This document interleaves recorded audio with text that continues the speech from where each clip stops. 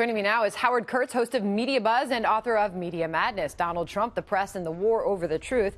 Howie, good evening to you. Will the network, CBS, will it stand by Moonves? Well, for the moment, obviously, given that the board took no action today, but I've got to tell you, if these graphic allegations, as documented by Ronan Farrow in The New Yorker, were made against anybody below Moonves' level, that person would at least have been suspended, if not outright fired. When the Washington Post in November published those sexual harassment allegations against Charlie Rose, he was gone before you could blink, but of course Moonves runs the company. We'll see what happens there. New details continue to come in. The network's standing by him, at least for now. We'll see if he keeps his job. Meanwhile, I want to ask you about the president and the publisher of the New York Times and this face-off over details in this secret meeting. Trump firing off this tweet on Sulzberger, had a very good and interesting meeting at the White House with A.G. Sulzberger, publisher of the New York Times, spent much time talking about the vast amounts of fake news being put out by the media and how that fake news has morphed into phrase enemy of the people. Sad. Out of that meeting, then, the publisher of the New York Times responded, Howie, and he said this: I told the president directly that I thought his language was not just divisive, but increasingly dangerous. I told him that although the phrase fake news is untrue and harmful, I am far more concerned about his labeling journalists the enemy of the people. Instead, I implored him to reconsider his broader attacks on journalism, which I believe are dangerous and harmful to our country. What did you make of that exchange? You mean this no longer so secret meeting?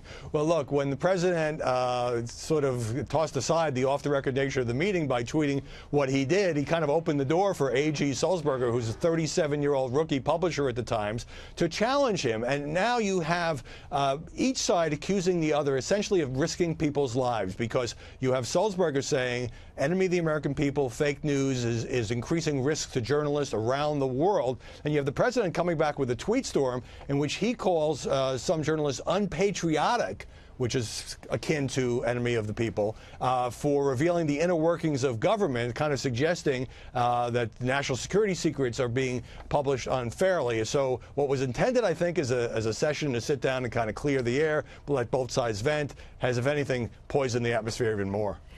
There was a moment I wanted to ask you about in the Oval Office today, and it was a moment after the president was finishing up with the Italian prime minister, and reporters were firing off their questions, as they do. And we know that there was a recent incident where someone was asked to not rejoin the group, the pool. Jim Acosta fired off questions, and a staffer at the White House, this is the exchange, I'll show it. Why does Rudy Giuliani keep saying there is no crime in collusion? Let's go. Mr. President, do you think other countries... And they were saying, it's time to go, Jim Acosta. What is the bigger picture here that we are seeing play out? Howie. Well, it's no coincidence, but I mean, Jim Acosta has done this many times. He even shouted questions as an Easter egg roll. And I know people out there think it is absolutely rude for journalists to be shouting at the president that way. It was another CNN correspondent, Caitlin Collins, who got punished by being disinvited from an event last week. The White House is trying to send a message here about be respectful, especially in the Oval Office when there's another world leader there. But the reason, Sandra, that journalists keep shouting those questions is that oftentimes President Trump, more than some of his predecessors, will answer them. Even as his wranglers are saying, get out, time to go, thank you very much, press. He will answer. When he stops answering those questions, the incidence of the shouted questions will probably recede a bit. And it's the job of those journalists to ask those questions as well. Howie Kurtz, thank you. Good to see you. Good night.